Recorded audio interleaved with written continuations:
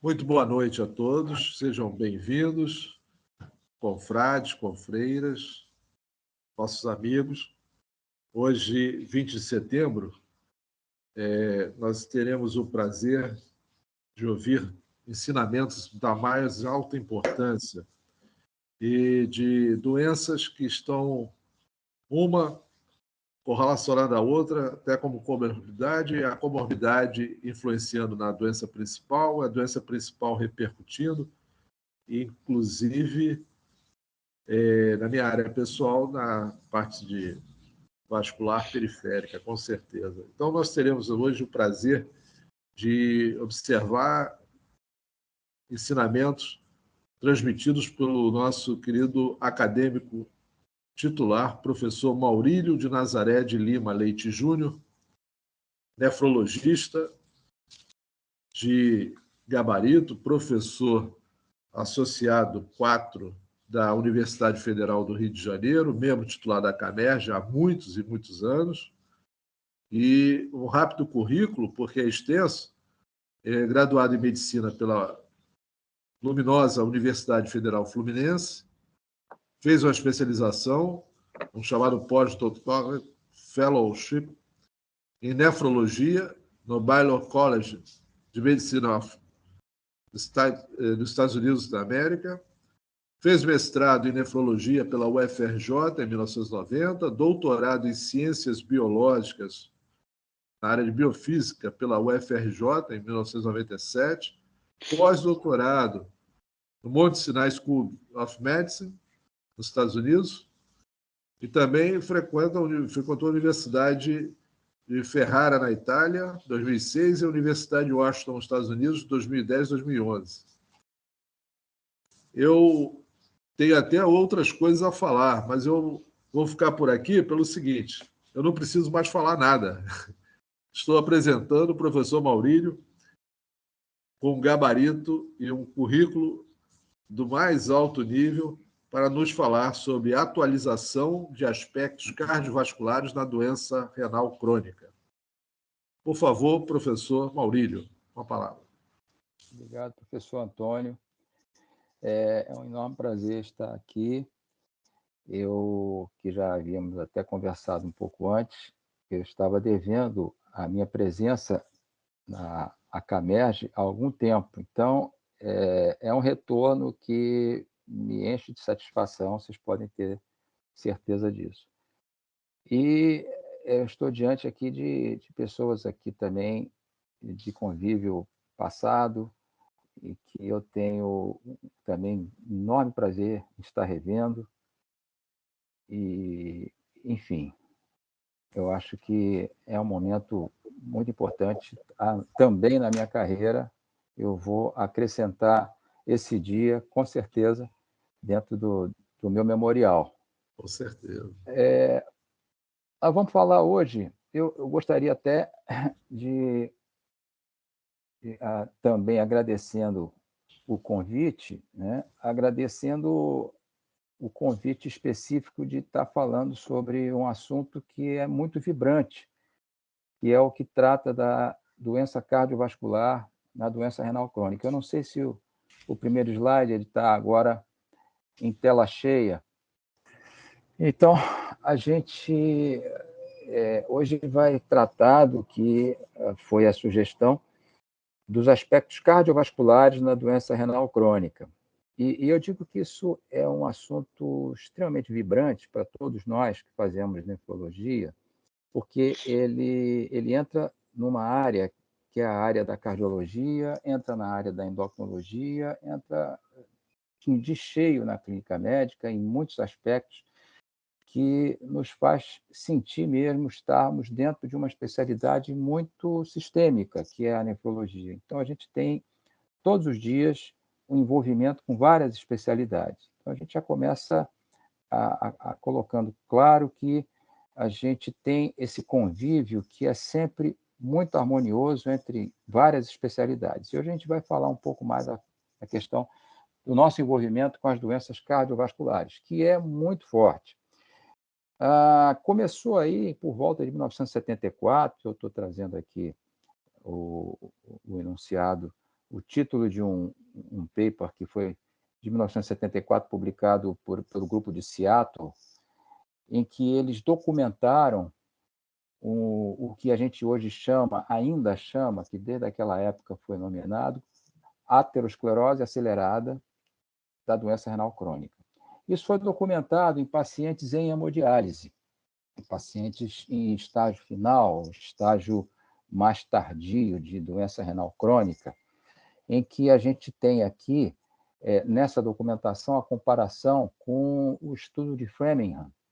O que a gente está vendo aqui, num apanhado de 6 anos, o que se vê, uma incidência de 101 hipertensos, 24,9 em normotensos, hipercolesterolêmicos 81,9, e também 6 anos numa população de pacientes em hemodiálise, já aqui 264, ou seja, é uma diferença extremamente importante que deixou a todos assustados na época.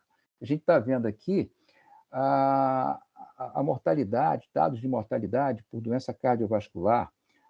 A gente está vendo 14, né, no total, aqui, esses 14 também engloba os 8 de doença cardíaca coronariana, e esses 14 aqui, num total de 23, a gente vê como uma predominância, uma prevalência realmente assustadora de doença cardiovascular aterosclerótica nessa população de pacientes em hemodiálise. Naquela época foi documentado. Muito bem, e eu gosto de trazer esse gráfico aqui, que é um gráfico extremamente interessante, que mostra a comparação que a gente tem com a população normal, a população geral, né, e uma população de indivíduos com doença renal crônica em estágio final, em estágio dialítico, pacientes sem diálise. E o que a gente está vendo aqui, que na população geral, a mortalidade anual por doença cardiovascular, de acordo com a idade, ela vai aumentando, mas ela chega a quase se aproximar, né, em idade, quando a gente tem aqui em torno de 85 anos ou mais, né, e não chega a encostar. E o indivíduo com 25 a 34 anos, quando em diálise, ele já tem uma alta mortalidade cardiovascular, comparável até com aqueles indivíduos de 85 anos na população geral. Isso realmente é assustador. Aqui a gente tem a doença renal crônica. A gente estava falando dessa população aqui, especificamente estágio final. Se a gente colocar claramente aqui, do ponto de vista de classificação da doença renal crônica, os 5 estágios são divididos por taxa de filtração glomerular, em que a gente tem aqueles indivíduos com taxa de filtração glomerular acima de 90 no estágio 1 e o estágio 2 entre 89 e 60, desde que eles tenham alterações urinárias, anormalidades anatômicas, a albuminúria ou proteinúria, hematúria persistente, que fique por mais de 3 meses, porque aí a gente está falando em cronicidade. Então, esses indivíduos são considerados renais crônicos em estágio 1 e 2, se o clearance for, como a gente está vendo aqui. Estágio 1 acima de 90, estágio 2 entre 89 e 60. A partir de 59, abaixo de 60, portanto, de clearance, isso pelo clearance da creatinina, o que normalmente a gente faz, a gente já não precisa de ter essas alterações urinárias, anormalidades estruturais, etc. Abaixo de 60, acima de 3 meses de manutenção desses níveis de taxa de filtração glomerular, a gente já tem caracterizada a doença renal crônica. Okay? Então, ela vai progredindo. É uma regra a progressão da doença renal crônica. Ela progride mais ou menos acentuadamente, ou de forma mais ou menos rápida, de acordo com a vigilância, com o tratamento, com a doença básica, com o acompanhamento nefrológico e multidisciplinar que nós fazemos, em geral, nos pacientes em doença renal crônica. Mas o fato é que, a partir do estágio 3, em que a gente já divide 3A, 3B, 4 e 5, a gente vai acentuando a doença renal crônica, até chegar no estágio final. Muito bem. fazendo uma comparação da mortalidade e eventos cardiovasculares e hospitalizações, esse trabalho nos mostra, aqui de 2004, de uma forma muito elegante, que à medida que eu acentuo ou que há uma progressão na doença renal crônica, eu saio de estágios 1, 2, chego a estágio 4, 5, eu vou aumentando a minha prevalência de óbitos, eventos cardiovasculares e hospitalizações de uma forma significativa. A gente está vendo aqui, ó, o risco relativo para qualquer evento cardiovascular, ele se acentua à medida que eu tenho a progressão da doença renal crônica para níveis cada vez menores de filtração glomerular. Então, é algo que a gente vai vendo e que tem uma relação importante com a progressão da doença renal. Uma coisa interessante que eu sempre gosto de trazer, e trago até para os alunos, para eles terem sempre uma ideia desde o início da formação, é que a mortalidade é sempre muito importante, muito maior a mortalidade cardiovascular do que o ingresso em diálise. O indivíduo tem doença renal crônica nos estágios 3, 4, ele tem uma mortalidade maior do que o ingresso em diálise. Então, mais temos pacientes que evoluem para o óbito por doença cardiovascular nessa faixa de doença renal crônica, estágios 3, 4 e até 5, não dialítico, do que ingresso em programa dialítico ou até transplante. E é interessante a gente ver isso. Esses indivíduos morrem, na maioria das vezes, por insuficiência cardíaca, doença coronariana e hipertensão arterial. E a anemia é um traço sempre importante nessas faixas, principalmente com o clearance da creatinina abaixo de 40, 35, a gente já passa a ver também a anemia como um fator importante na determinação como risco para a doença cardiovascular. A gente já vai ver isso aqui. Muito bem.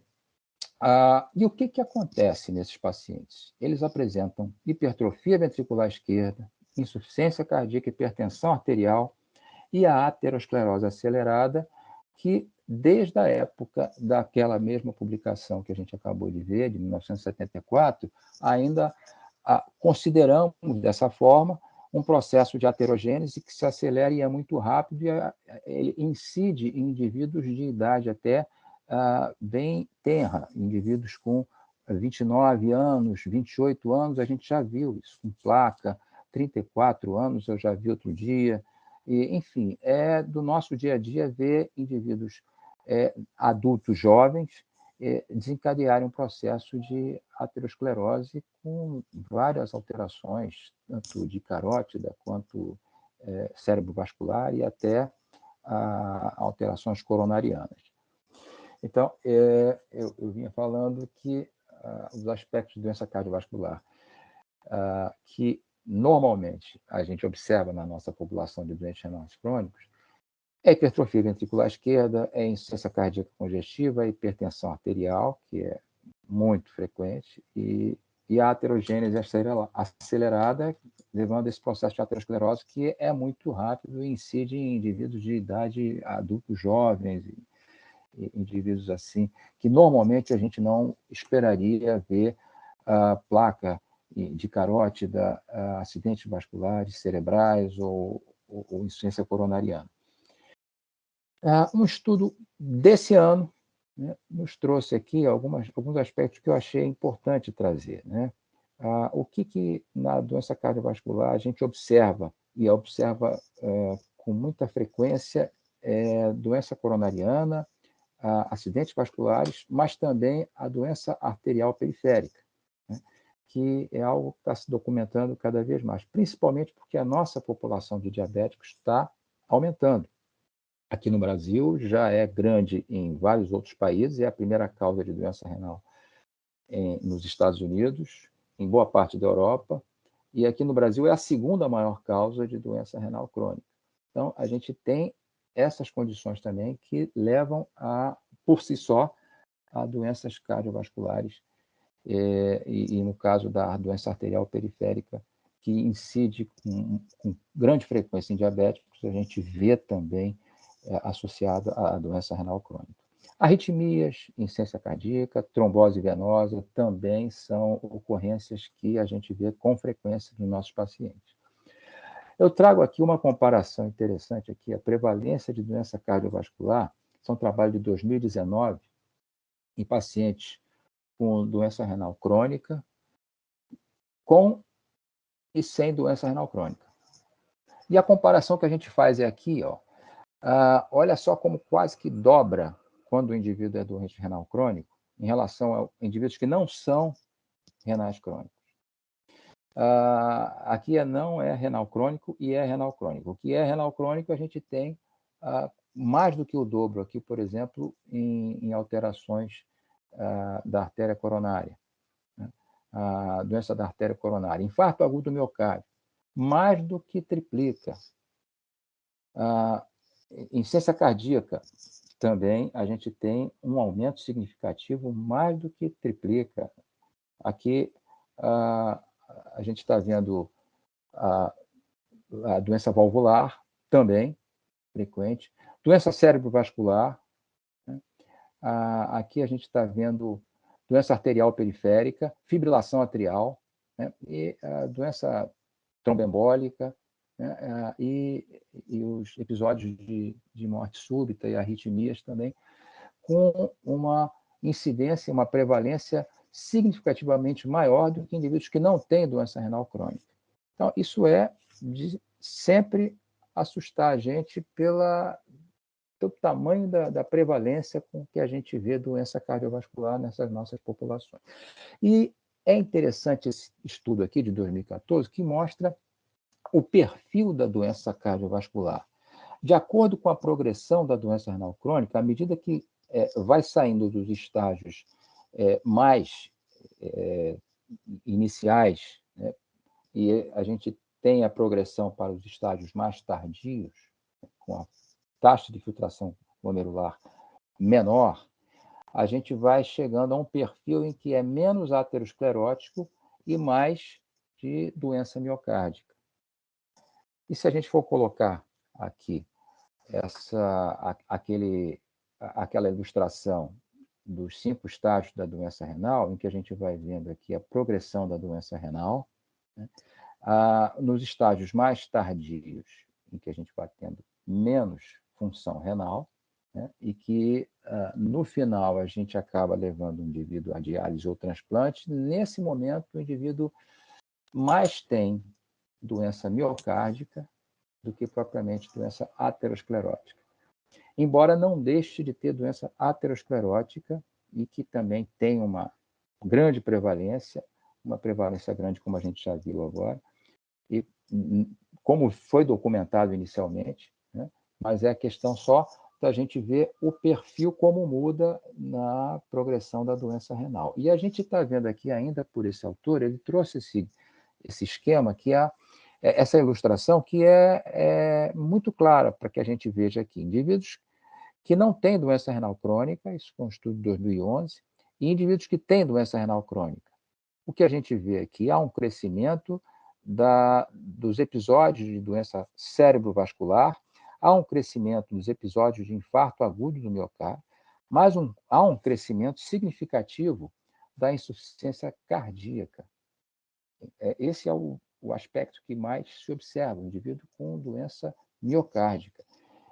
E, de fato, aí eu gosto de trazer, às vezes, uns exemplos de trabalhos em laboratório, e esse é um trabalho muito interessante, é um modelo murino de fibrose do tecido cardíaco com modelo de ablação renal 5/6, ou seja, é retirado boa parte do tecido renal, é uma nefrectomia chamada nefrectomia 5/6. O animal, normalmente pode ser feito com rato ou com camundongo, o animal ele fica com uma porção de massa renal muito pequena, ele, na verdade, 5/6, 1/6 apenas, ele se mantém, e aqui por 4 semanas, 6 semanas e 8 semanas, a evolução da fibrose miocárdica. Em outro estudo também, em ratos, esse aqui foi feito em ratos, e a gente está vendo aqui a uninefrectomia após 4 semanas, o aparecimento de fibrose miocárdica, com apoptose das células miocárdicas em ventrículo esquerdo, configurando um quadro de cardiomiopatia que foi induzida pela diminuição da função renal, pela diminuição da massa renal funcionante. Vamos colocar agora aqui um grande quadro de classificação de risco da doença renal crônica. Esse é um quadro que muitos já conhecem, um quadro que normalmente a gente se baseia para colocar os 2 aspectos importantes nessa classificação. A gente viu aqui no início, nós classificamos pela taxa de filtração glomerular, que é o que está aqui do lado esquerdo, né? No eixo Y, se a gente for falar assim. Então, nós temos aqui o primeiro estágio, que é o estágio em que o indivíduo tem mais de 90, todos aqueles estágios ali. Chega no estágio 5, em que a gente fala que é o estágio final. Na literatura inglesa, a gente normalmente acaba lendo End Stage Renal Disease, estágio final de doença renal. Aqui no Brasil, as pessoas não gostam muito de falar estágio final ou estágio terminal. Nós não usamos muito esse termo estágio terminal. Então, a gente gosta de falar estágio 5. E quando está em diálise, é 5D. Então, a gente tem aqui, ó, abaixo de 15 ml por minuto de clearance pelo clearance da creatinina. Do outro lado, a gente tem a albuminúria. E por isso eu trago aqui a importância da albuminúria. A albuminúria que vai, em geral, normalmente a gente mede com um spot de urina, pode ser a primeira urina da manhã, e é uma relação que a gente faz de albumina sobre creatinina.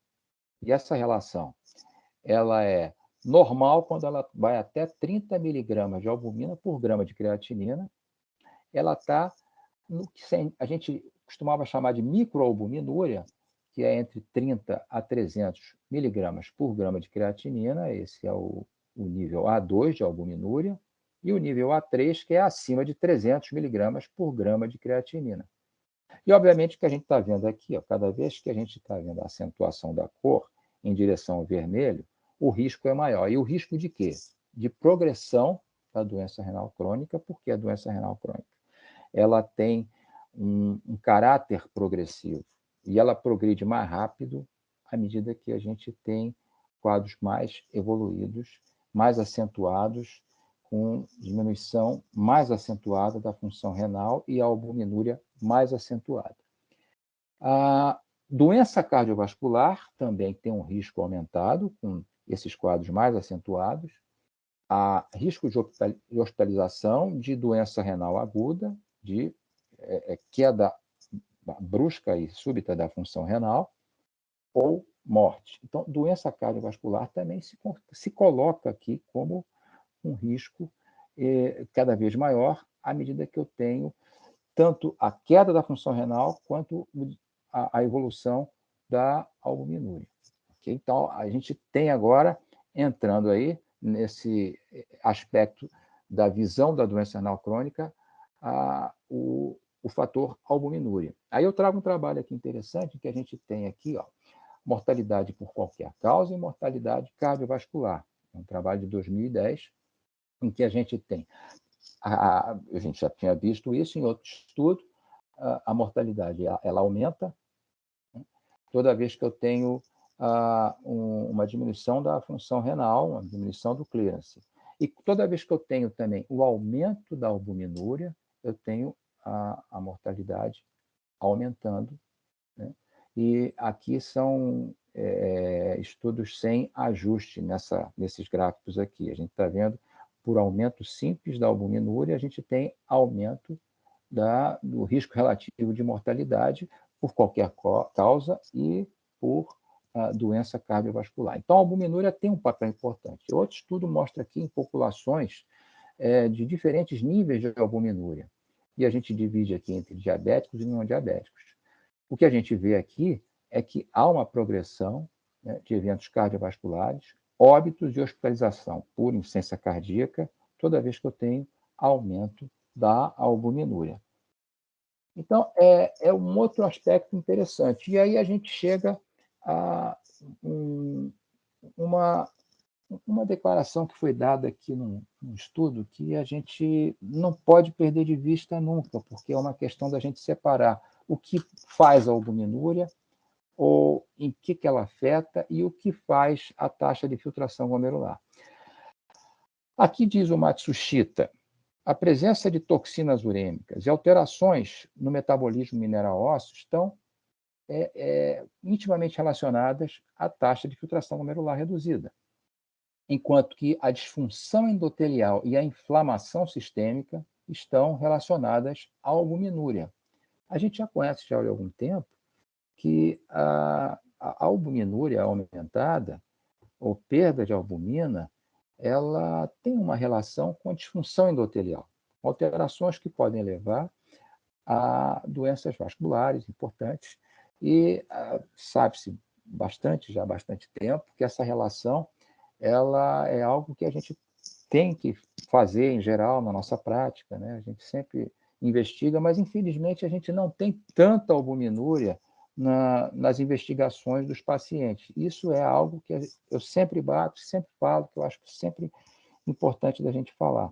Pedir sempre a função renal e pedir, em conjunto, a albuminúria, porque ela tem a sua importância até nessa avaliação que a gente faz da doença renal crônica.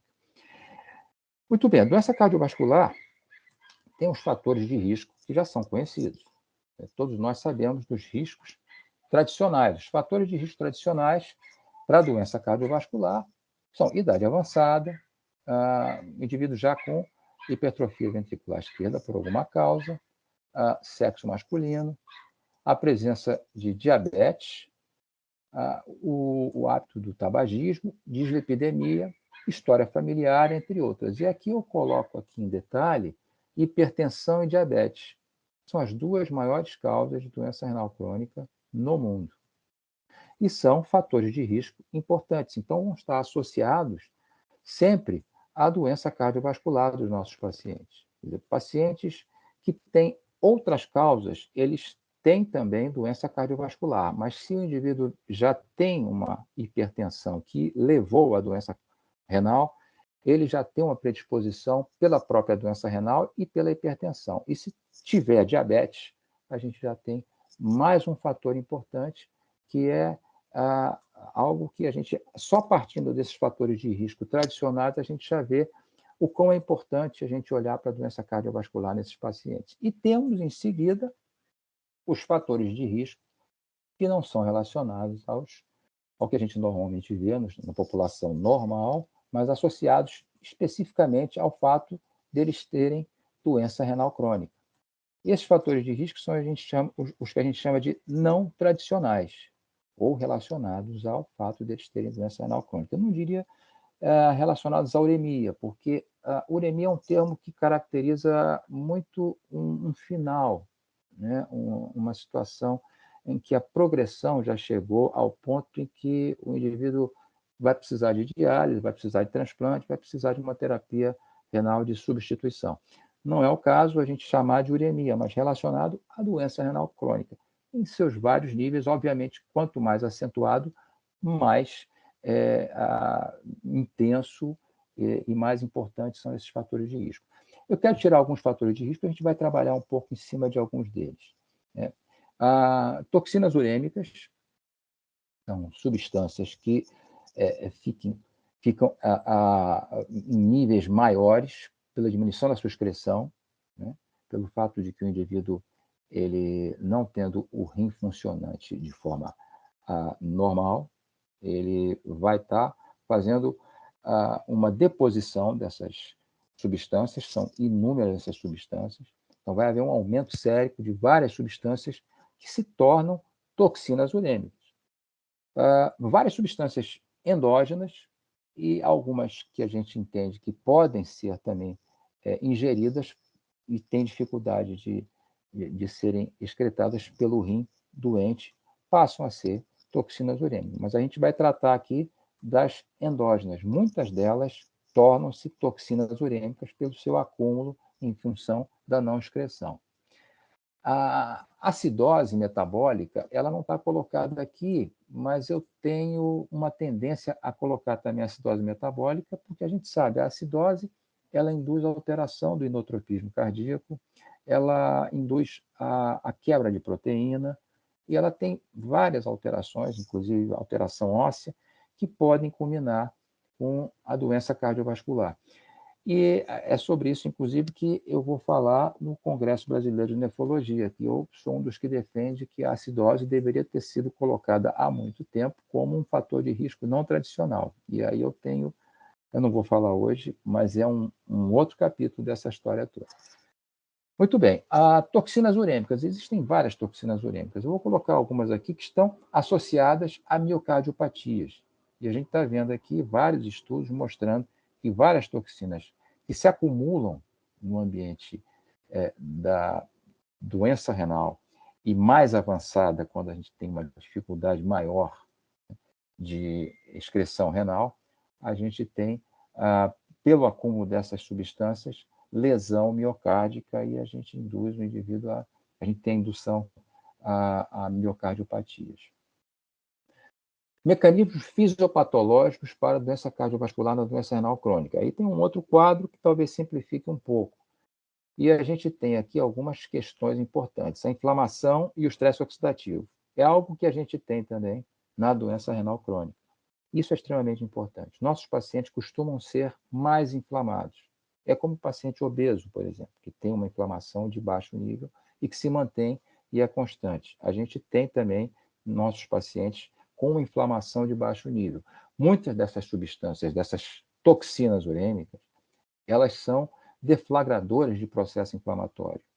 E a gente está vendo aqui, esse milieu urêmico é um milieu de inflamação em que a gente tem várias alterações acontecendo. Né?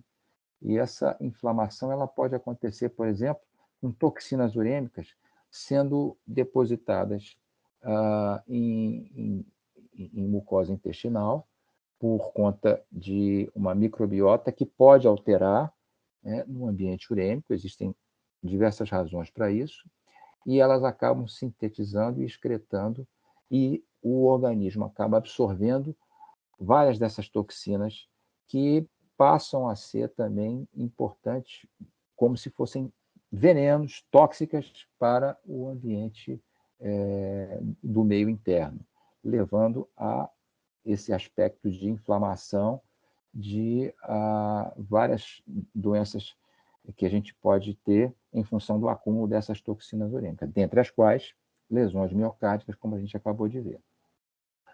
E a gente está vendo aqui, marcadores inflamatórios.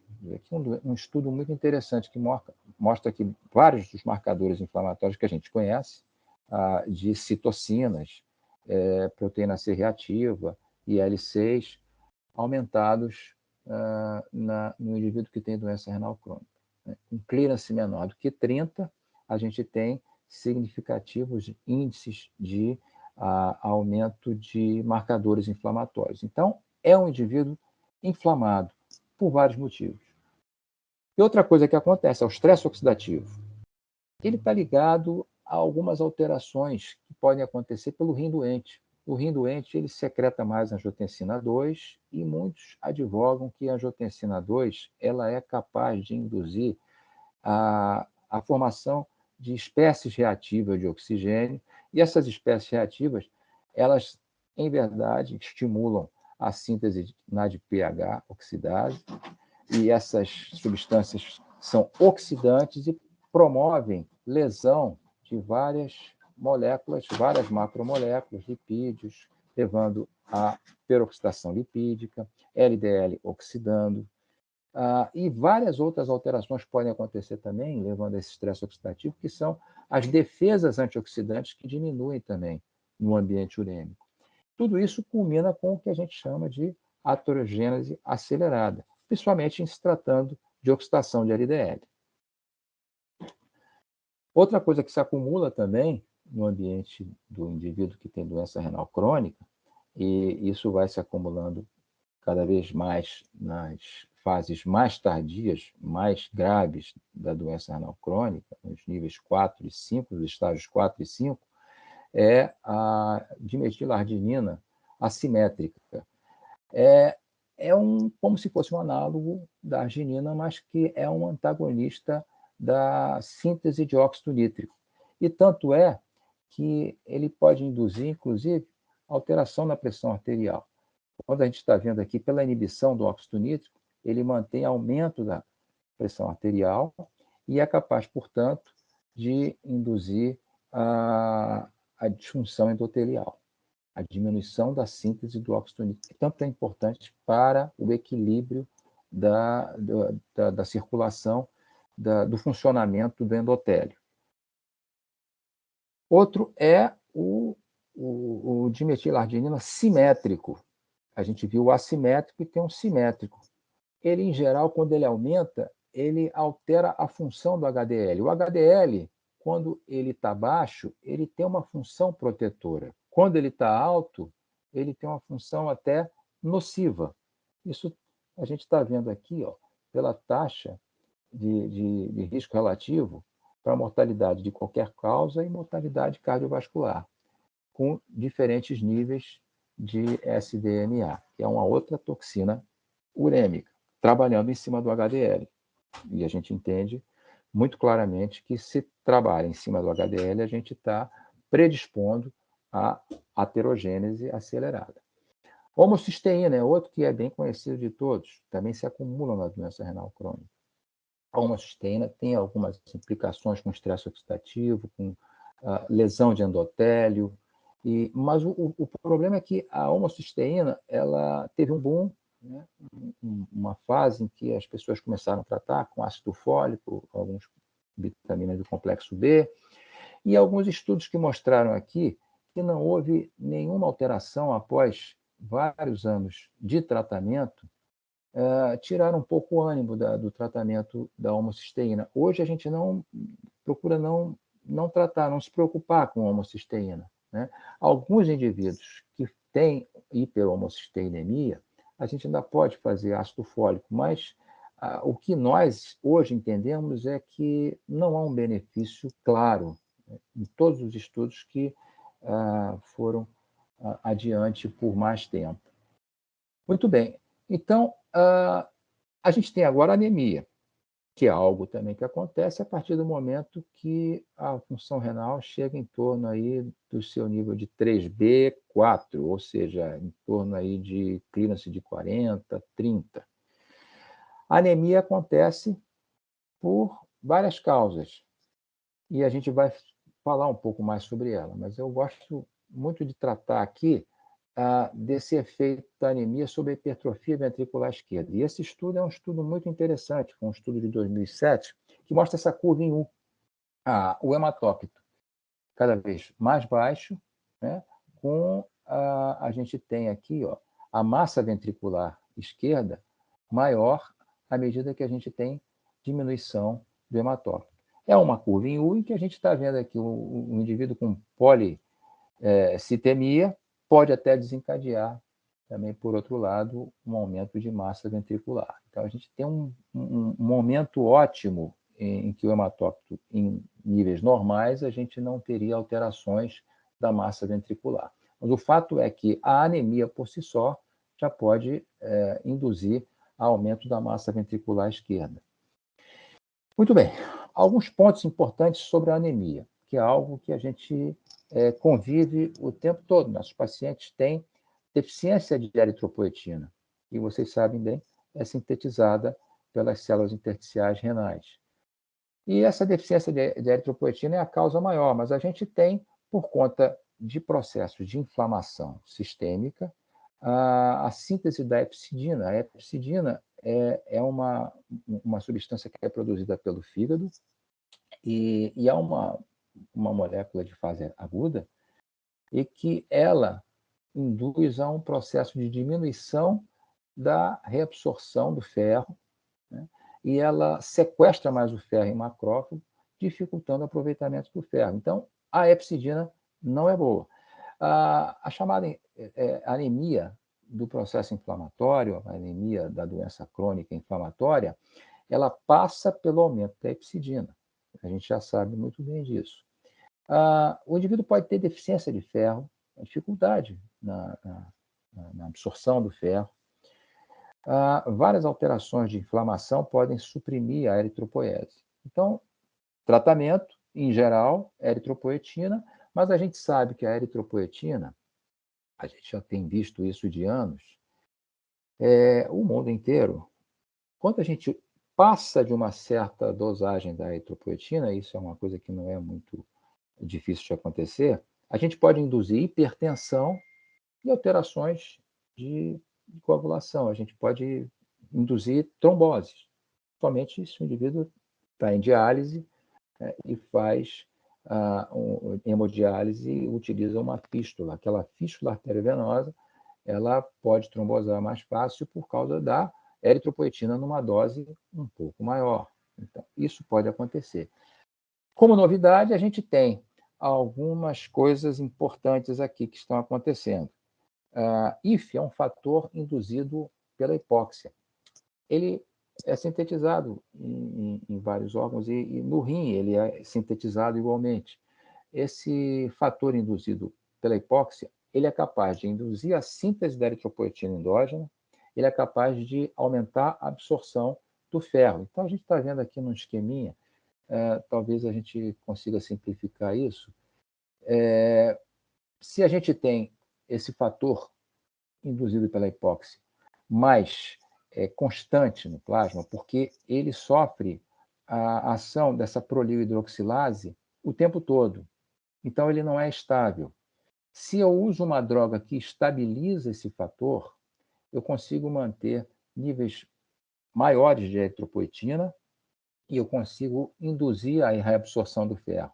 Então, essa é uma droga nova que está chegando aí, e nós participamos no início desse estudo, e é um estudo com essa droga, chama-se roxadustat, que a gente diz que é um estabilizador de IF, que é o fator induzido pela hipóxia, e que é uma droga via oral, né, tem essa praticidade, e que a gente não precisaria de eritropoetina exógena, que hoje a gente entende ser deletéria para a doença cardiovascular do indivíduo renal.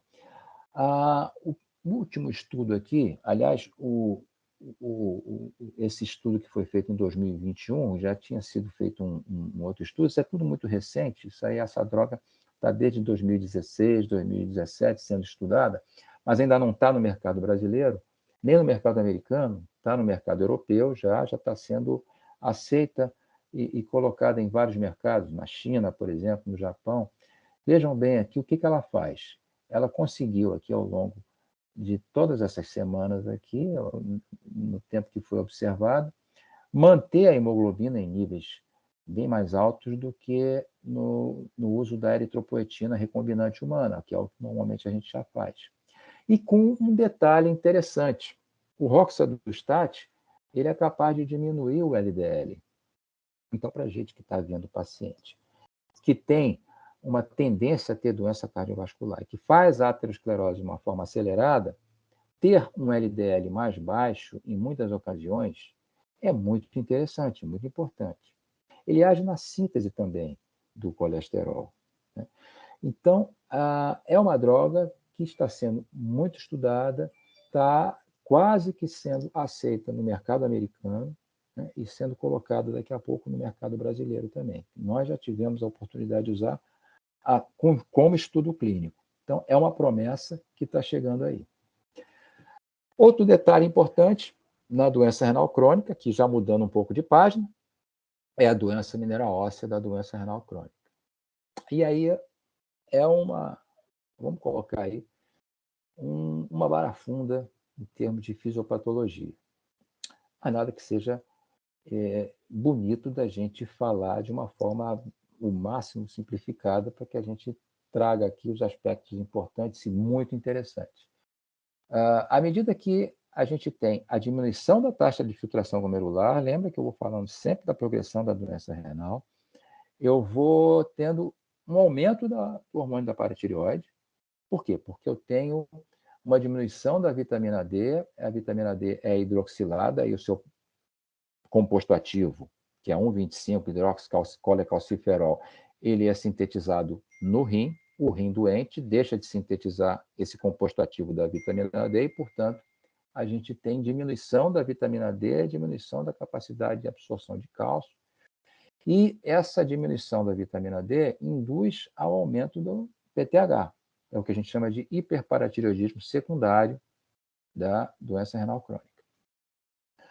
Ao longo disso aí, a gente vai ver que a gente está tendo um aumento de uma substância aqui que surgiu de uns anos para cá, que foi observada como um player importante nessa história, que é o FGF23, chamado Fibroblast Growth Factor, fator de crescimento de fibroblasto 23.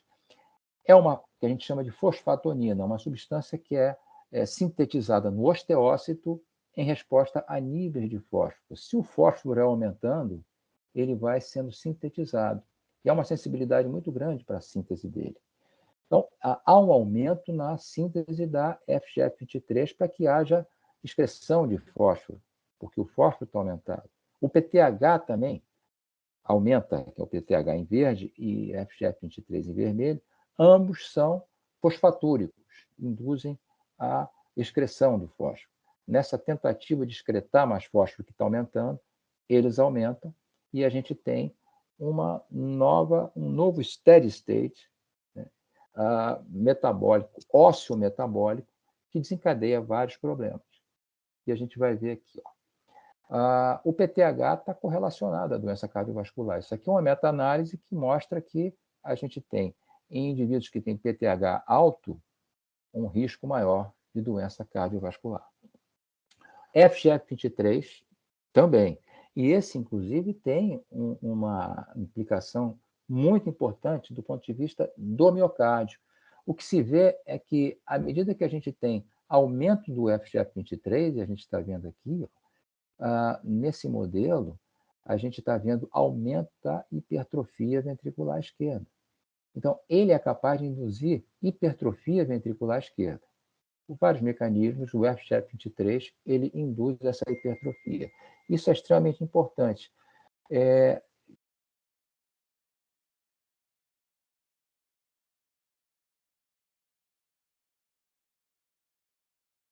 Professor, o seu microfone desligou. Microfone, só um minuto que eu lhe ajudo.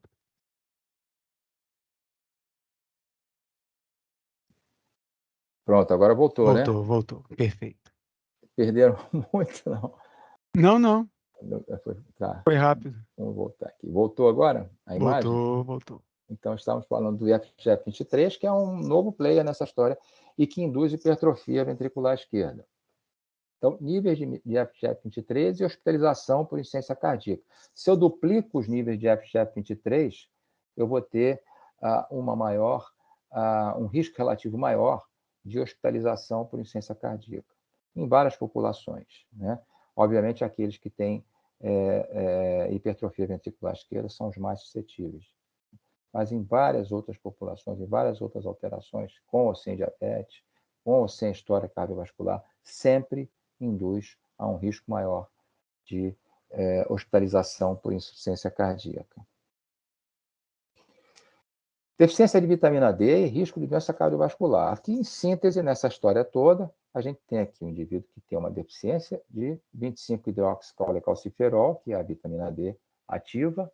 Isso leva a um hiperparatireoidismo secundário, que, por sua vez, induz a várias alterações aqui que a gente já conhece, né? Alterações endoteliais, alteração do sistema renina-angiotensina, etc. Tal, que a gente já sabe disso, e que, em última análise, vai levar à acentuação da doença cardiovascular, como um resumo dessa história toda aqui.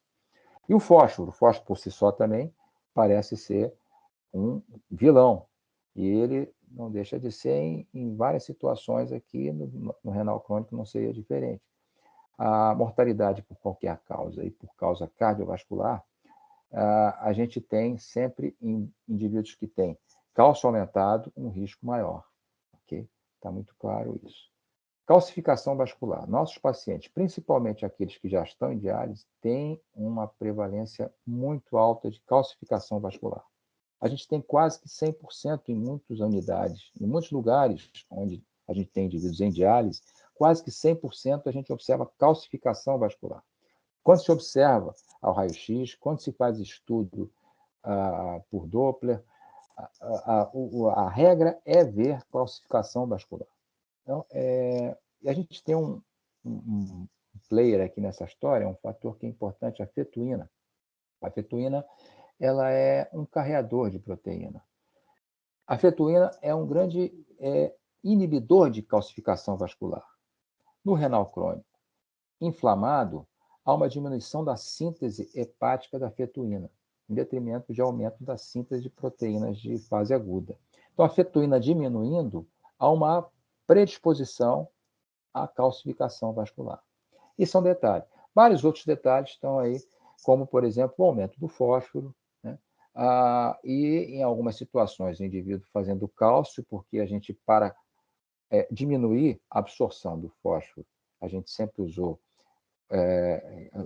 sais de cálcio, né? Carbonato ou acetato de cálcio, que são quelantes do fósforo, mas são absorvidos como cálcio. Hoje a gente já tende a não usar cálcio, mas em muitas ocasiões ainda são utilizados, e nessa situação a gente tem cálcio entrando, fosfato que está alto e produto cálcio-fósforo, que leva à calcificação vascular, que é muito mais frequente nesses pacientes que têm aterosclerose, com mais prevalência do que na população normal. Então, é um desastre vascular. Associação de função renal com calcificação de artéria coronária. A gente está vendo aqui, ó, cada vez que a gente vai diminuindo a função renal, a gente tem essa associação maior. E aqui, esse aqui é um grupo em que a gente tem ajuste de todo lado. Aqui não foi ajustado e aqui foi ajustado para tudo, para diabetes, para hipertensão, para raça, para sexo, etc. E mesmo assim, a gente vê o aumento da sua incidência, né, de calcificação da artéria coronária. A calcificação é muito trágica, é muito intensa. Eu posso dizer para vocês que é algo que a gente vê com muita frequência e que nos assusta toda vez que a gente entra nessa investigação. Aqui é um trabalho que nós fizemos já há um tempo atrás, em 2007, na nossa unidade de diálise, em que a gente viu 62% de indivíduos com placa, e a gente, naquela época, a gente ainda estava vendo uma situação ainda assustadora do ponto de vista de doença cardiovascular como algo extremamente prevalente na nossa população em diálise. Muito bem, aterosclerose acelerada. O que é ela? É algo que acontece em função de vários fatores. Os fatores de risco tradicionais, que a gente já conhece aqui, alguns deles, né, que são bem conhecidos, a hipertensão e diabetes, sempre. Mas os não tradicionais, em que a gente tem estresse oxidativo, inflamação, disfunção endotelial, o que a gente já falou aqui, né, várias toxinas urêmicas que são encontradas, aumentadas no doente renal. Então, várias dessas alterações levam a essa aterogênese acelerada. O fato é que juntar inflamação com estresse oxidativo predispõe à invasão de macrófagos que vão englobar LDL, que se oxida pelo estresse oxidativo. Isso vai gerar a célula FOM, ou célula espumosa, que é a célula que é a formadora das placas de ateroma, que a gente já conhece, que significa a aterosclerose, a aterogênese, e assim se inicia. Então, é um ambiente propício para a aterogênese. O doente renal crônico ele tem esse meio interno propício para a aterogênese. E, como a gente está vendo aqui, essa meta-análise mostrou a doença renal crônica e risco de infarto miocárdico nos indivíduos, mais proeminente o risco quando a gente tem a taxa de filtração glomerular menor do que 30, mas também não é desprezível naqueles indivíduos com taxa de filtração entre 30 e 59.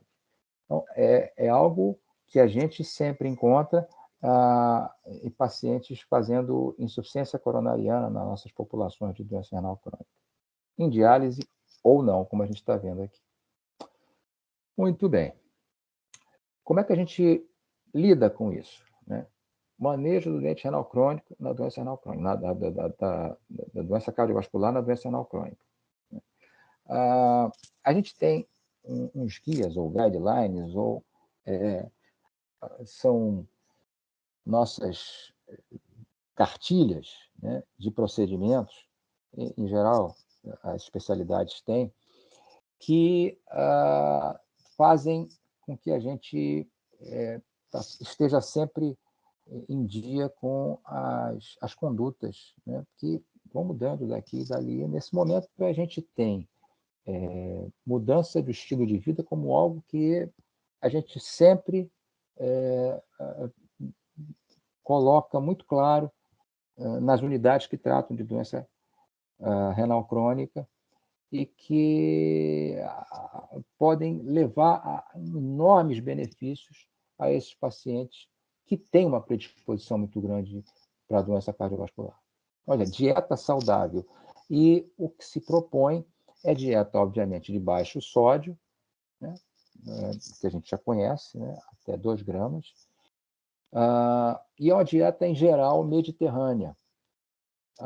A gente já viu recentemente, alguns trabalhos mostram isso, uma tendência a alguns centros sugerirem a dieta vegetariana para esses pacientes. Por quê? Porque a dieta vegetariana, ela, em geral, ela mais alcaliniza do que acidifica o meio. E a gente sabe que a acidose, ela é importante, eu já tinha colocado isso. Ela desencadeia várias alterações, o indivíduo não comendo carne, ele também deixa de comer as substâncias que têm um nível de LDL um pouco maior, etc. Então, hoje a gente não coloca vegetariana, a gente coloca mediterrânea. Eu acho que é algo que a gente tem sempre uma discussão interessante em cima disso, em vários lugares, vários países, vários territórios, várias civilizações aí que a gente já entendeu serem, assim, advogam vários tipos de dieta diferentes, mas o fato é que a mediterrânea, em alguns estudos, se mostrou benéfica para essa população. Atividade física, manutenção do peso, a obesidade é algo extremamente importante hoje. Quanto mais peso, mais doença renal crônica. Quanto mais peso, mais hipertensão e mais diabetes. Então, há uma relação muito clara e muito forte da obesidade com o desenvolvimento da doença renal e doença cardiovascular. Isso está muito claro para todo mundo. E parar de fumar. Manejo da dislipidemia. Nossos guidelines, né, e a gente tem um guideline que a gente segue, que é o CADIGO, que é a iniciativa de se ter sempre um desfecho melhor para os pacientes, né? São regras que a gente procura, sugestões, recomendações, para que a gente consiga um tratamento melhor, de melhor qualidade para esses pacientes. Eles nos sugerem que a gente, hoje, faça estatina para indivíduos que fazem hiperlipidemia se eles estiverem acima de 50 anos, né? Mas com o taxa de filtração glomerular menor do que 60, tá? Porque sempre se preocupou, né? A gente sempre teve essa preocupação com o uso de estatinas nessa população.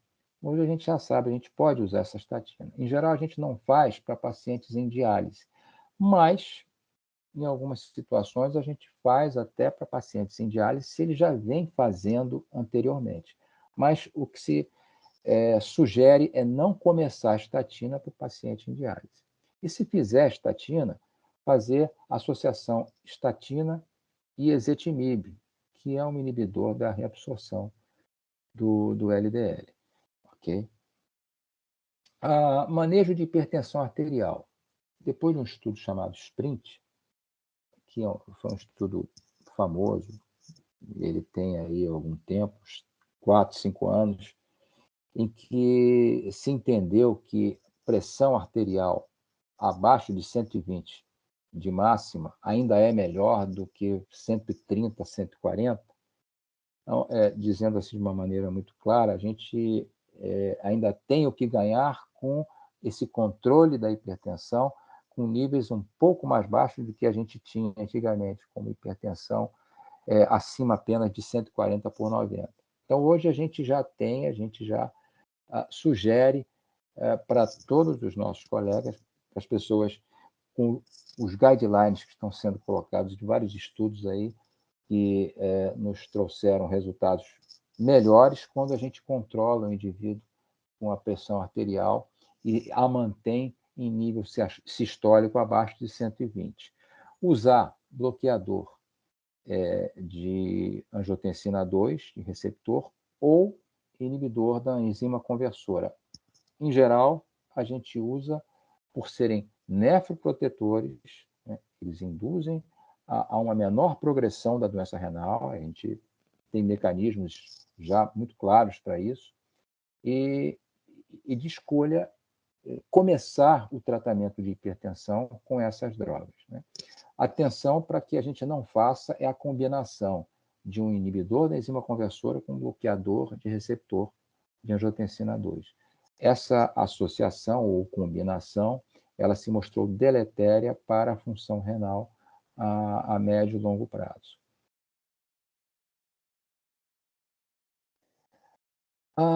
Uma droga nova que surgiu, e a gente entrou nesse estudo, nós participamos desse estudo, inclusive, esse estudo acabou muito recentemente, é um antagonista não esteroide de mineralocorticoide. Chama-se finerenona. E os estudos foram Fígaro e Fidélio.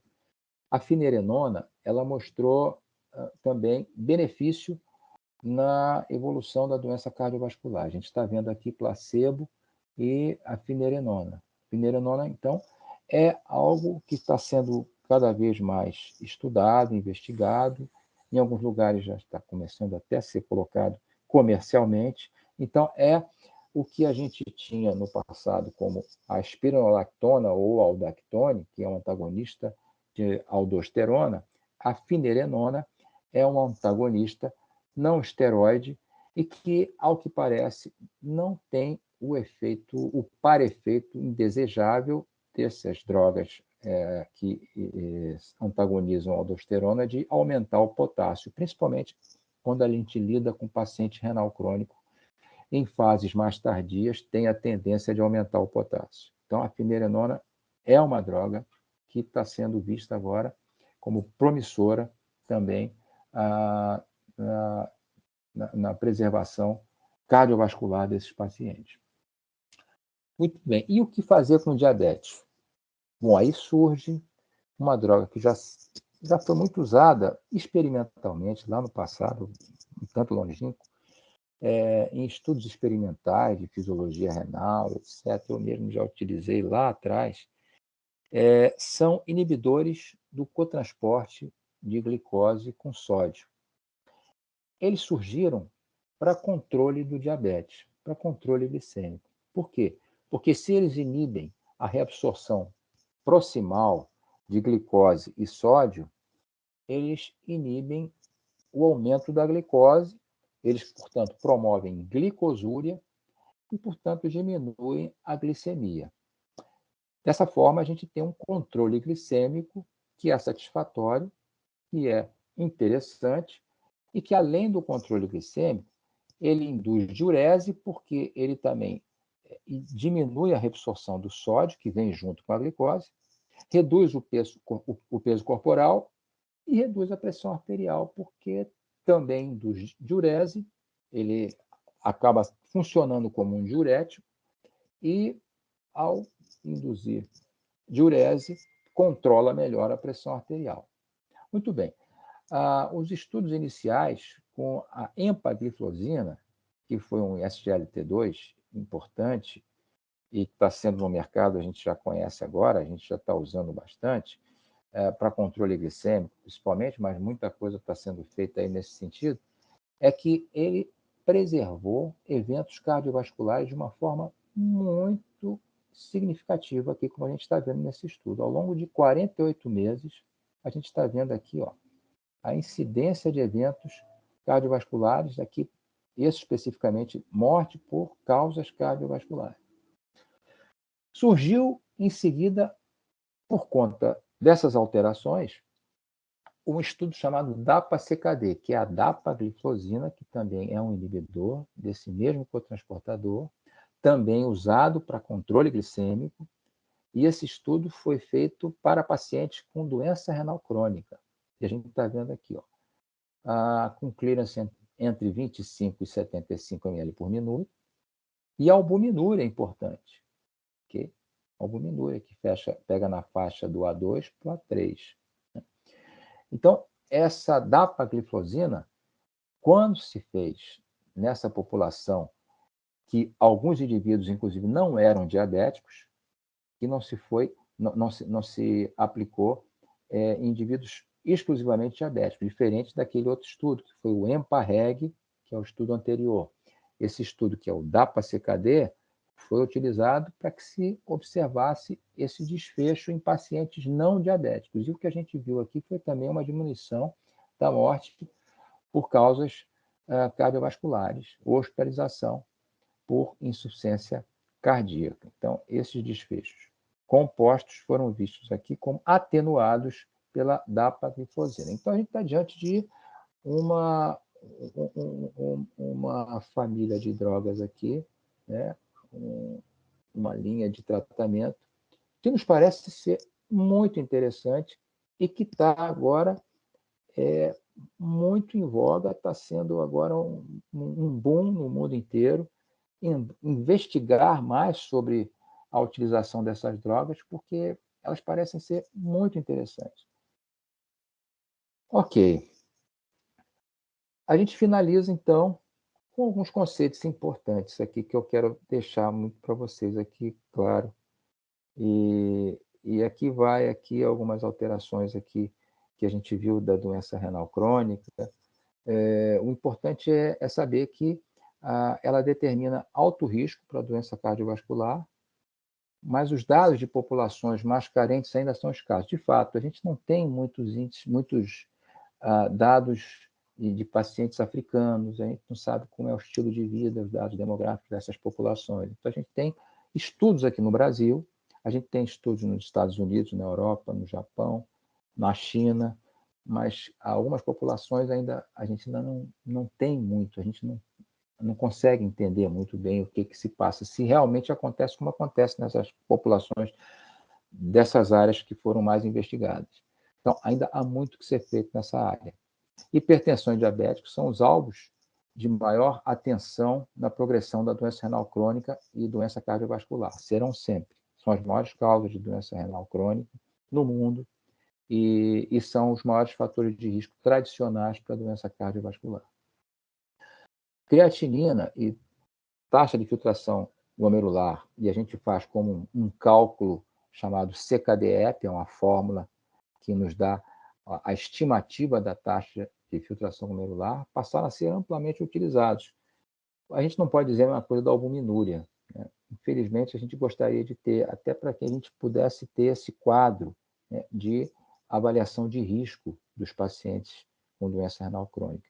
Risco, inclusive, cardiovascular, uma vez que a albuminúria, a gente já viu, está muito ligada à inflamação, estresse oxidativo. Inibidores da SGLT2 e não albuminúricos, o que seria? Nenhum estudo foi feito nesse sentido. Então, inibidores da SGLT2 em doenças renais, talvez a gente pudesse ter aí nos próximos estudos clínicos que vão ser feitos, e eu já sei que já existe uma sinalização, algumas sinalizações nesse sentido. Mas o acesso a esses inibidores ainda é restrito, porque eles são caros, né? Eles estão já no mercado brasileiro para controle glicêmico, mas são caros. E a gente não consegue usar na área pública, por exemplo, a gente tem dificuldade. Controle da hipertensão arterial ainda é mal sucedido globalmente. Isso é uma pena. A gente estima-se que cerca de 20% apenas dos indivíduos que têm hipertensão controlam, de fato, a hipertensão arterial. Isso é muito pouco. A gente vai ter ainda hipertensão, 80% dos pacientes que não estão bem controlados ainda vão ter esse risco importante, né, para a doença cardiovascular. Novos estudos combinando inibidor da SGLT2 com finerenona estão por vir. Então, já tem um estudo clínico também a caminho, já tem coisa sendo feita por aí, que é a combinação da finerenona, que é o inibidor de aldosterona, de aldosterona, exatamente, não esteroide, juntamente com o inibidor da SGLT2. É possível que a gente tenha resultados aí muito interessantes, que daqui a pouco a gente pode até trazer para vocês. Fatores de risco tradicionais devem sempre ser observados para a doença cardiovascular de pacientes com doença renal crônica. Não é? Tem doença renal crônica, tem vários fatores de risco exclusivos da doença renal crônica, mas a gente não pode esquecer que pode ser um fumante, que a idade avançada, que tenha diabetes, que tenha história familiar, enfim. Os tradicionais são o básico para a gente sempre abordar esses pacientes com esse olho. Hipertensão arterial e diabetes tem papel significativo na patogênese dessa doença cardiovascular, da doença renal crônica, como a gente já havia falado. Características fisiopatológicas marcantes que eu queria deixar para vocês aqui, finalizando: a alteração óssea, a anemia, a sobrecarga de volume, que é algo que doença renal crônica, em estágios mais avançados, principalmente, a gente tem. Inflamação e estresse oxidativo. Para isso, a gente precisa olhar para todo esse lado que a gente vê aí do ponto de vista de toxinas urêmicas, de infecções, né? Esses pacientes são suscetíveis a infecções. Se as infecções se mantêm com certa frequência, a gente tem um indivíduo sempre inflamado, né? Várias alterações de estresse oxidativo, e a gente pode ter o combate ao estresse oxidativo até pela própria dieta, como a gente já viu aqui. Toxinas urêmicas, é super importante não deixar o paciente também em graus acentuados de doença renal crônica, acumulando toxinas urêmicas. Está na hora de entrar em diálise ou não está. Atenuação de risco da doença cardiovascular na doença renal crônica prevê cuidado multidisciplinar. Isso a gente faz sempre. Então, a gente está como nefrologista, mas trabalhando com cardiologista, com endocrinologista, com cirurgião vascular, com nutricionista, enfermeiras e outros que estão aí nos ajudando, nos auxiliando nesse suporte a esses pacientes que são multifatoriais. E eu gosto sempre de finalizar com essa imagem aqui, em que a gente tem a gente aborda a doença cardiovascular no nosso dia a dia, o tempo todo, né? Sabendo que, subjacente a isso, a gente tem um indivíduo com um rim com suas funções precárias, que predispõem a essas alterações cardiovasculares. Então, um rim mais saudável é um rim que a gente vai ter menos doenças cardiovasculares. Muito obrigado a vocês, tá? Obrigado pela atenção. E não sei se eu me alonguei, ou, enfim, estou à disposição para o que vocês quiserem comentar. Muito obrigado.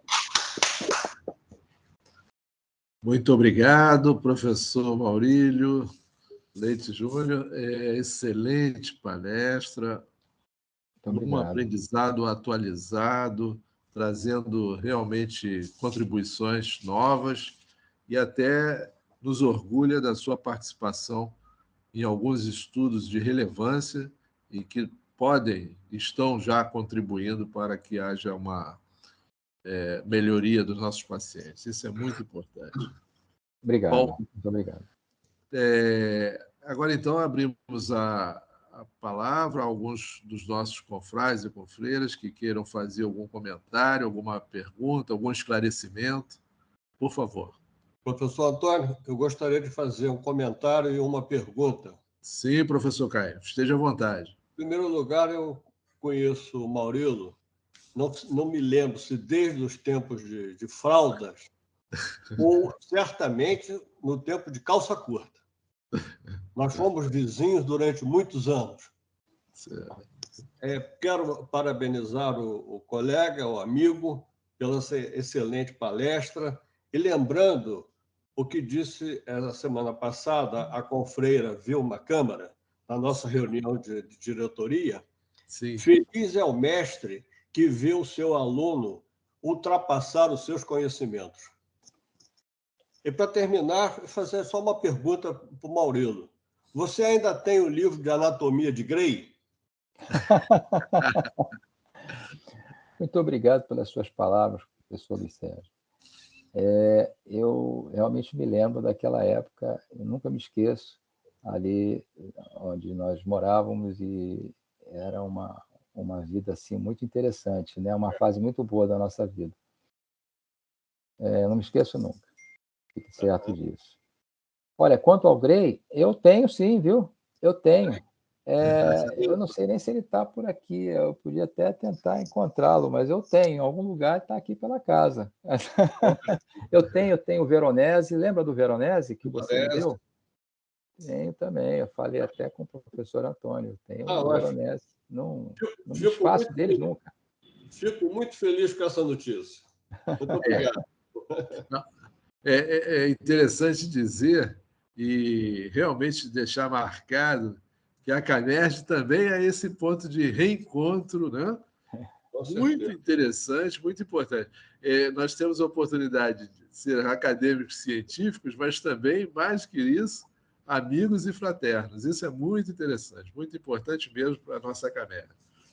Outro colega, outro confrade quer fazer algum esclarecimento, alguma pergunta?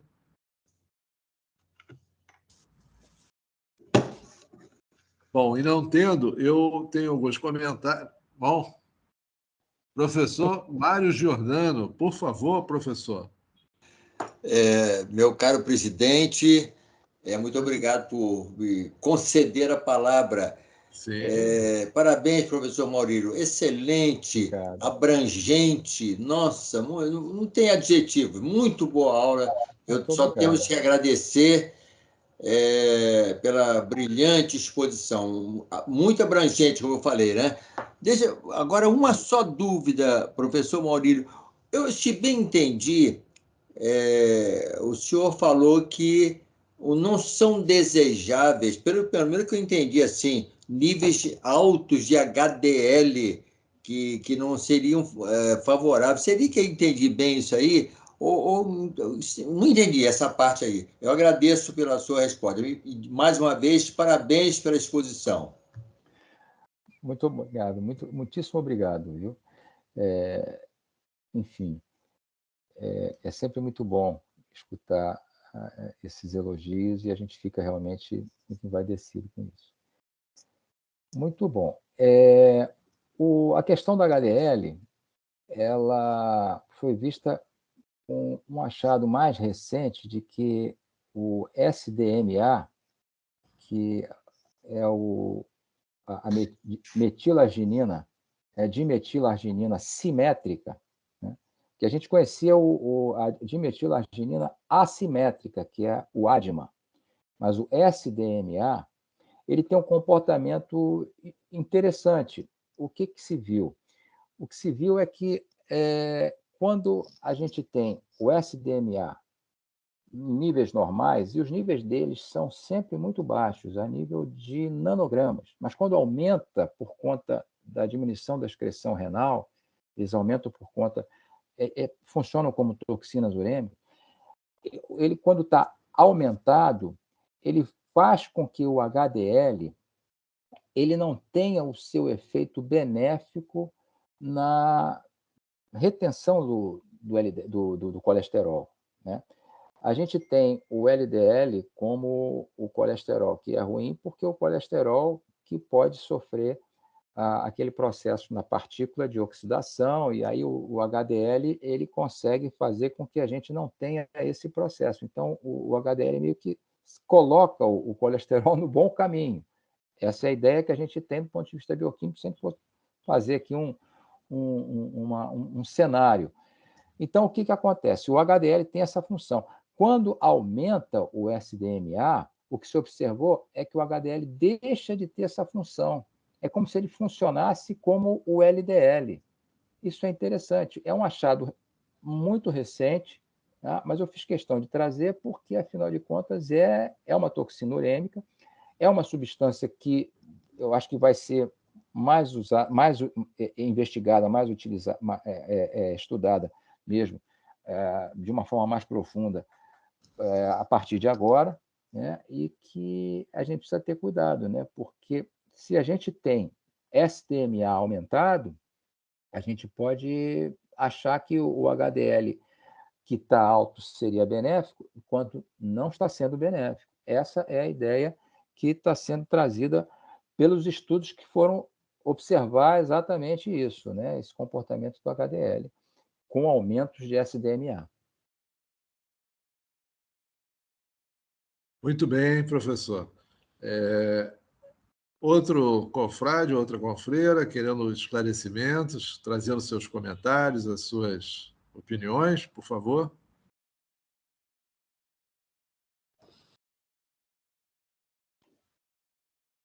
Bem, então eu vou fazer alguns comentários e provavelmente vão surgir necessidade, professor Maurílio, de alguns esclarecimentos. E eu aproveito muito, eu sou, hoje de manhã, em contato telefônico, eu já lhe disse, e eu recito como um mantra, eu sou um eterno aprendiz. E eu gosto muito de aprender. Dizia meu saudoso e velho pai, que o saber não ocupa lugar. Então, eu acho que eu sigo isso até em homenagem a ele também e gosto de aprender. Muito bem. Para mim, houve um aprendizado interessante, importante, começando, inclusive, se bem eu entendi, a sua colocação que a albuminúria passou a ser um ponto comum entre a doença inflamatória aterosclerótica e a doença inflamatória glomerular ou nefrológica. E, inclusive, ressaltou que muita gente não, todos nós, né, na nossa formação, na nossa pós-graduação, enfim, nos acostumamos a ver a creatinina como um grande marcador da insuficiência renal. Mas o senhor está colocando que há necessidade de uma divulgação, uma exploração e uma observação maior quanto à albuminúria.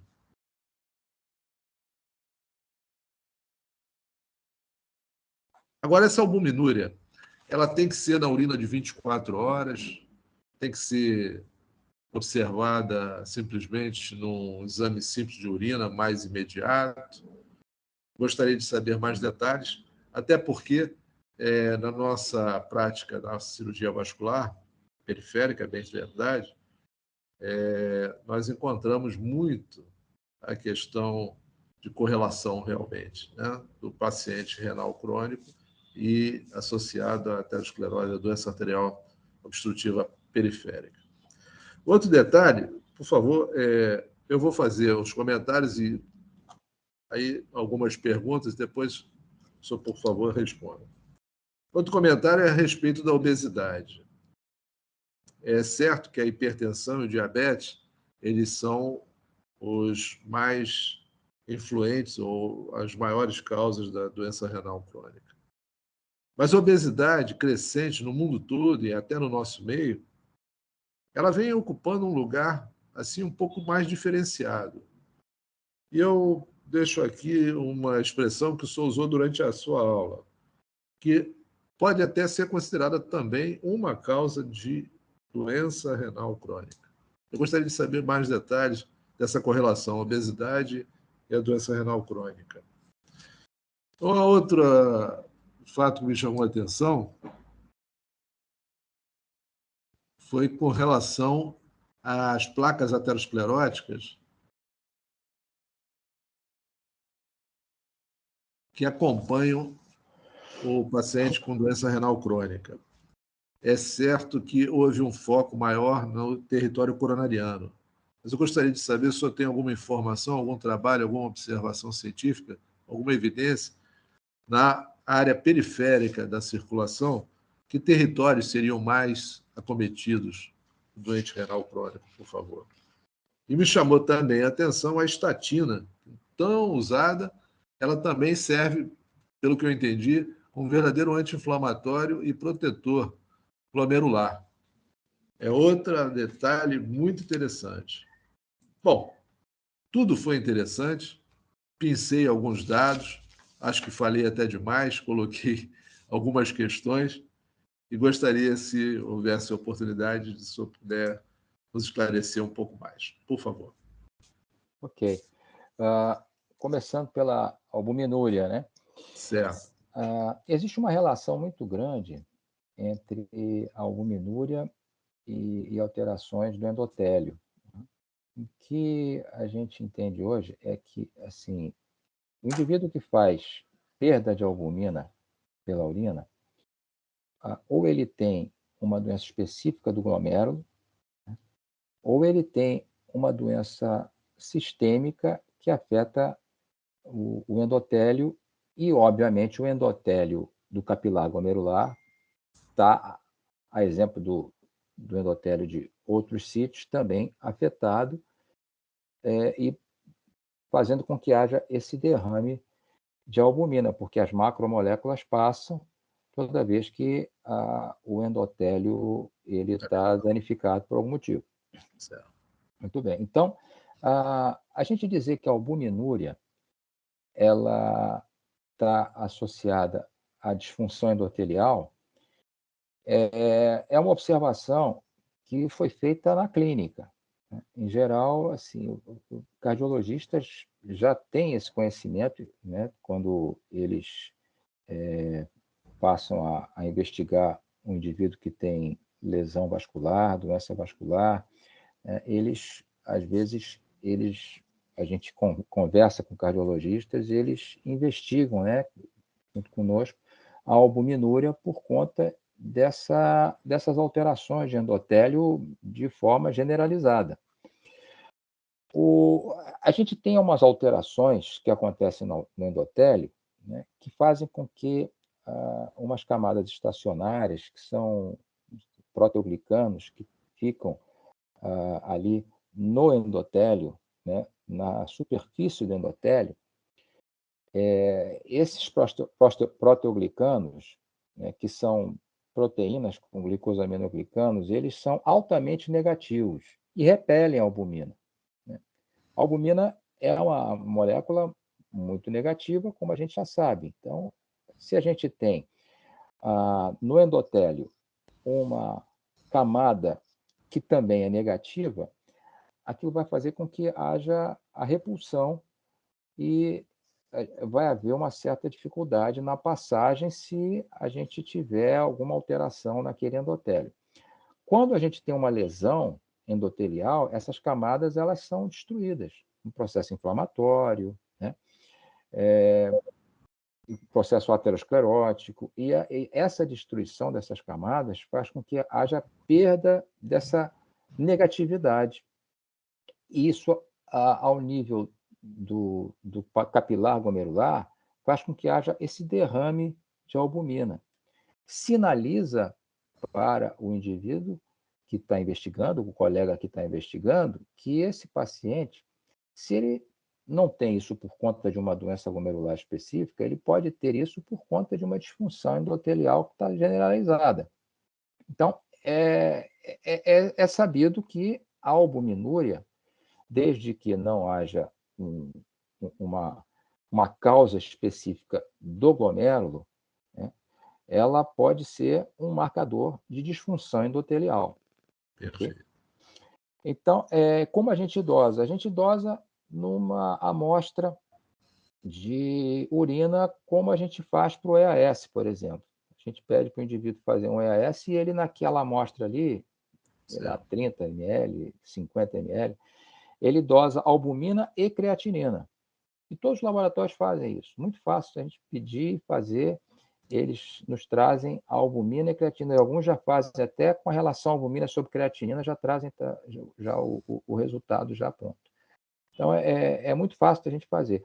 O que eu falei é que é fácil da gente fazer, mas nem fácil da gente, não tão fácil da gente achar ou ver os colegas pedindo. Então, eu sou um chato, assim, onde eu vou, que fico tentando conscientizar aos nossos colegas para que eles peçam a relação albumina sobre creatinina sempre, sempre, claro, nas situações em que se investiga essas alterações cardiovasculares, né? De uma maneira geral, eu acho importante fazer. A questão da obesidade. Isso é um assunto que eu adoro, porque eu acompanho lá no hospital o grupo que faz cirurgia bariátrica. Então, eu sou meio que um consultor nefrológico para a cirurgia bariátrica, do grupo de cirurgia bariátrica lá. E eu escrevo o capítulo de rim e obesidade do nosso livro-texto aqui de nefrologia, que é o livro do Riela, um dos livros-textos adotados de nefrologia. E o que a gente vê com a obesidade? Né? A gente vê essa questão extremamente importante da sua relação com a hipertensão arterial, da sua relação com o diabetes, né? Diabetes tipo 2, da sua relação com várias comorbidades, né? Que desencadeiam um processo inflamatório. O indivíduo, como eu falei, o obeso, ele é um inflamado, muitas vezes, né? É aquele chamado obeso metabolicamente ativo, né? Em determinado momento ele não é, mas passa a ser se mantiver obeso. Ou seja, ele é um obeso em que vai estar com níveis de proteína C reativa aumentados, interleucinas aumentadas e tal. Isso tudo confere a ele resistência insulínica e uma disfunção endotelial, né? E não bastasse isso, a obesidade por si só, independente do diabetes e da hipertensão, leva a uma glomerulopatia própria da obesidade.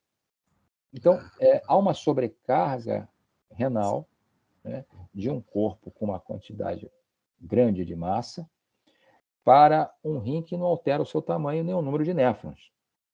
E, por conta disso, a gente tem essa sobrecarga que se transfere para o glomérulo, né, que vai filtrar uma carga de hiperfluxo e que vai levar a um processo de esclerose, que é o que a gente chama de esclerose glomerular da glomerulopatia relacionada à obesidade.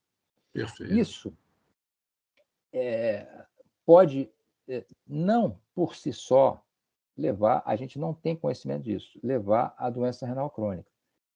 Mas ela torna um processo mais grave. Uma hipertensão, um diabetes, ela agrava uma doença já pré-existente. Né? Perfeito.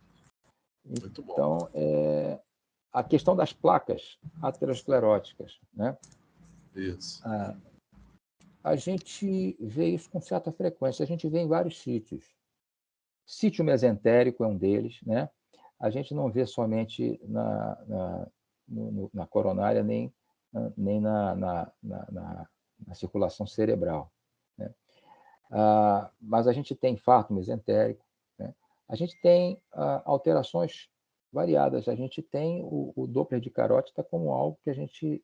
Assim, é muito, muito comum a gente fazer a avaliação de Doppler de carótida, né, de carótida, porque a gente, a partir dali, a gente já entende que o indivíduo tem aquilo distribuído, né?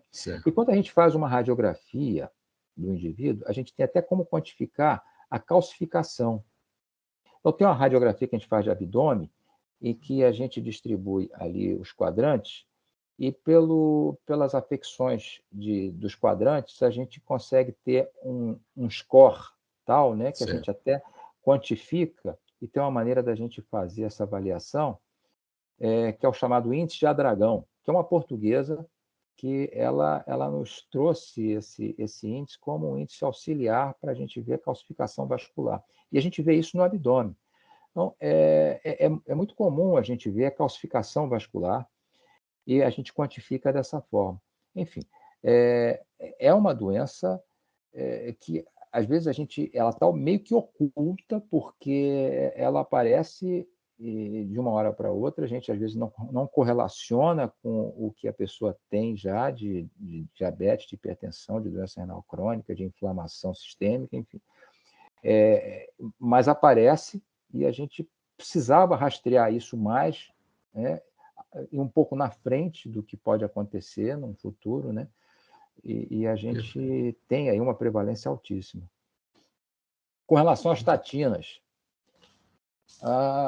houve um estudo que foi o estudo Aurora, e que esse estudo ele não deu muito ânimo para as pessoas fazerem estatina no paciente renal crônico, somente nos estágios mais avançados, né?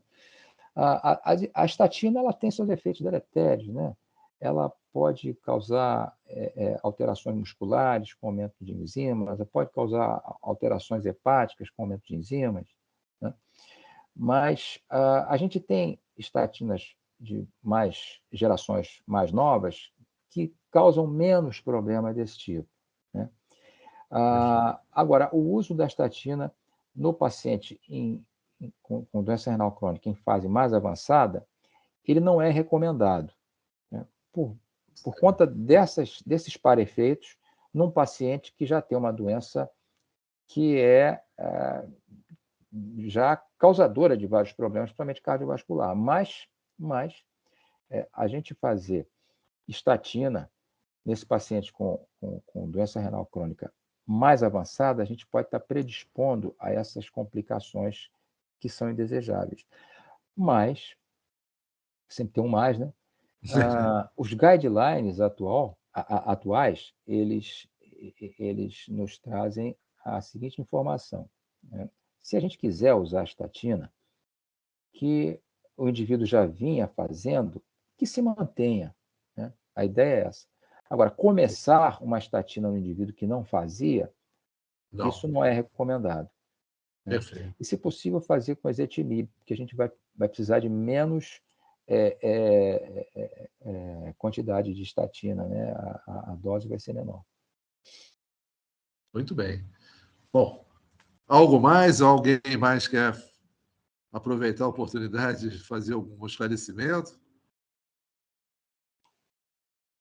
E não tendo, eu quero mais uma vez agradecer a presença, o conhecimento, a cultura médica, a didática e a excelência da palestra do professor Maurílio de Nazaré de Lima Leite Júnior. Muito obrigado, professor. Muito obrigado a todos que estão aqui ainda presentes. E muito obrigado ao Márcio também, que ajudou nesse suporte. Até uma próxima oportunidade, e eu os convido, e teremos uma próxima reunião, vai ser do Conselho Científico, dia 28 de setembro. Grande abraço a todos, fraterna noite. Muito obrigado, professor. Muito obrigado pela oportunidade. Obrigado, Márcio. Obrigado a todos. Obrigado, Luiz. Obrigado a todos, confrades.